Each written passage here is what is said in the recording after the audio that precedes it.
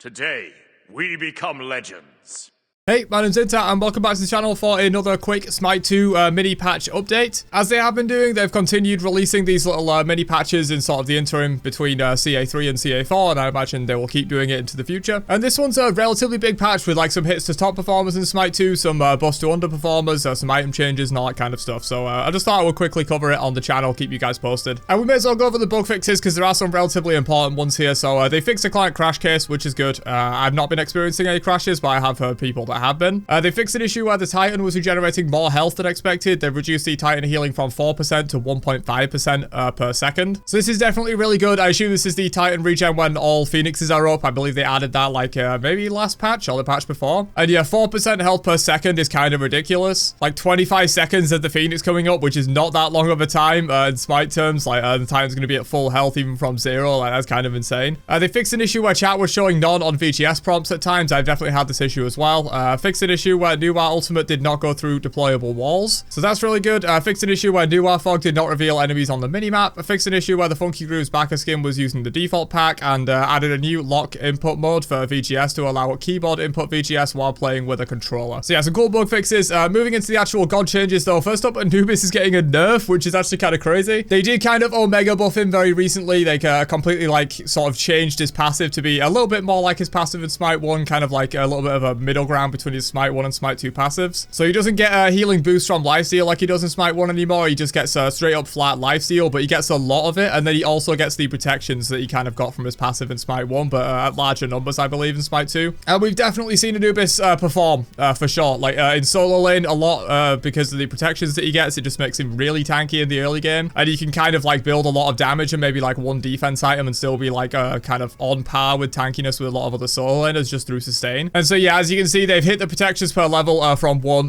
down to 0.5, so that definitely does make sense. The protections were the main problem with this, I would say. As we saw with the Fire Giant buff from like a little while back where it was giving protections to backliners, giving a small amount of protections to a squishy makes an absolutely massive difference. And so yeah, the protections were really what needed to be hit here, but they've also decreased the lifesteal per stack from 2.25% to 1.5%. So yeah, hopefully ANUBIS should be a little bit less ridiculous, a little bit less tanky and impossible to kill once he gets a little bit of levels and sustain online. Neith, they have decreased the Broken Weed base damage from 50 to 25, and they have decreased the damage scaling from 5 per level plus 20% strength and 30% in to 5 per level plus 15% strength and 25% in. So basically they've taken 5% strength and 5% in off of the weave explosions as well as 25 base damage. And I think this makes sense. You know, we've all seen Intelligence Neith, Intelligence Neith with Transcendence and Book of Thought just absolutely deleting people. World Weaver, they have also increased the cooldown from 90 seconds to 100 seconds, which again I think makes sense. This is one of those ultimates that's not really your traditional like 90-second ultimate in my opinion. And in Smite 2 it hits harder than it ever has. Obviously the really good part about this ability is like the global stun, but this absolutely chunks in Smite 2, especially compared to Smite 1. Just off of the fact that Neith in general with like imp builds is just doing way more ability damage than she ever would have done in Smite 1. So yeah, some good nerfs to top performers there. Hades is getting some buffs as well in this patch. They have increased the damage scaling on Devour Souls by 10% int, and they have also increased the explosion damage by sort of into the late game about 20. The same at rank 1, but then it's like 5 more and then 10 more, 15 more, 20 more. So you're going to be from 50 to 70 max rank on this ability, which you are going to get to max rank relatively quickly. And Pillar of Agony, they have also increased the damage per tick by 2 in the early game up to 10 in the late game. This ability already kind of hits really hard, so this probably isn't going to make all too much difference. Like if you do get stuck in this ability, you are going to kind of get wrecked. But of course, even with the changes that they made to Hades where he can like dash to follow you or silence you into this, it's still relatively easy to get out of. But yeah, we'll see where Hades is after this buff. Everyone thought he was kind of OP when he initially dropped on like Close Alpha Weekend 2, I believe. But yeah, it clearly was realized quite quickly that Hades still has a lot of the same problems that Hades has in Smite 1 for the most part. Bellona getting some buffs as well, which is good. We do not see a lot of Bellona in the Pro League or in like high-end ranked or anything like that. She's not particularly good. She's also a little bit like kind of feels problems with Bellona, to be honest. But they have increased the Scourge attack speed per stack from 3% to 5% on Master of War. Bludgeon, they have increased the slam multi-hit bonus damage from 25% per god to 35% per god. So just in general, even if you're hitting one person, that's still a nice damage increase. But of course, the more people you're hitting, the more value you're going to get out of that. And they've also fixed the slam damage scaling to properly match the description. So yeah, there was some kind of mismatch there. Mordred getting some buffs as well. They have increased the damage per level scaling on shoulder charge from 5 to 8. So at level 20, that is going to be an extra 60 damage on shoulder charge, which is nothing to scoff at. And Pursue the Weak, they have increased the turn control by 20%, which is really good to see. This is something I put forward to them in the Ambassador Discord relatively recently. I don't know if this change was made because of that or if a lot of other people were also suggesting it. But yeah, even in the Pro League, we see people miss Mordred's 4B a lot because it's just ridiculously hard to turn. Like, the turning circle is so big that if you don't initially, like, have them sort of in your sights, it's impossible to realign yourself and actually get them. And I get it, like, there should be some counterplays to this kind of an ability because if you do get hit by it, it's a massive giant AoE knockup that does an absolute crap ton of damage. So there does need to be some counterplay, but I feel like there already is a good amount of counterplay. You can juke it probably still after this change. You can beat it, you can blink away, you can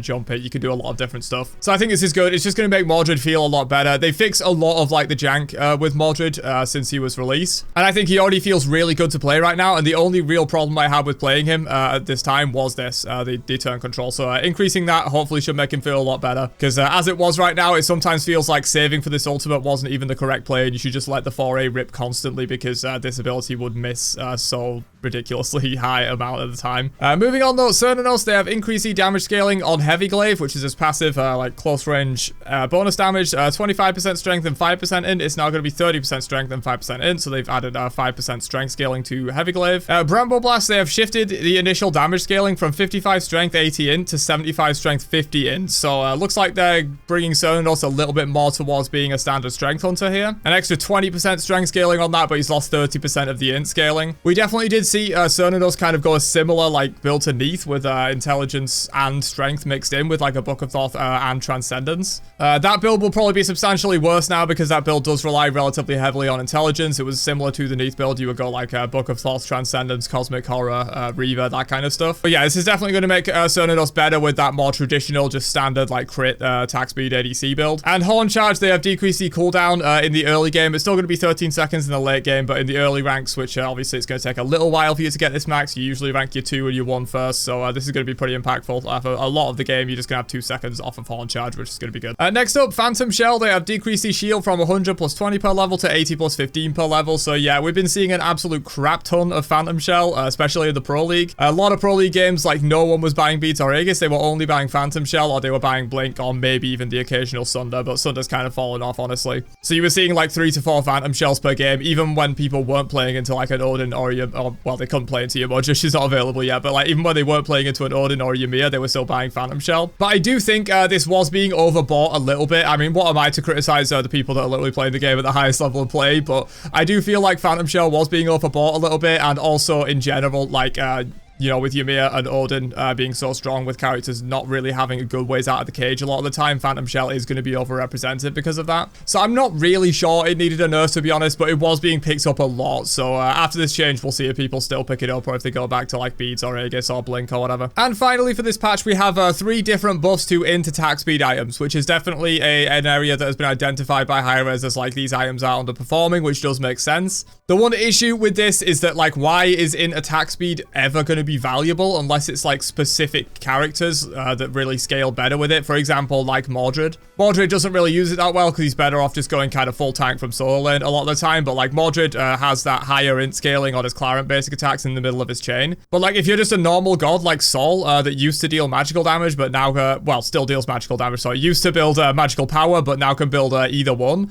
why would you not just build strength because it contributes 100% to your autos instead of 20% from int? And it's like, yes, int is probably like 2 times more available, so you know, if you're going to get 50 strength, you could probably get 100 int for the same price, but even then that's not going to come anywhere close, you know, because it's 1/5 of the scaling. So even if you're getting twice as much times by 1/5, you're still not getting anywhere near as much value as you would just be getting from building strength. And also the crit items have strength on them as well, so like I don't really see much of a use for these kind of items until they maybe either tweak the system a little bit or add some gods that are specifically designed to scale more off of int as an auto attacker, because at the moment every single auto attacker they add, you would just build full strength and crit. There's no reason not to.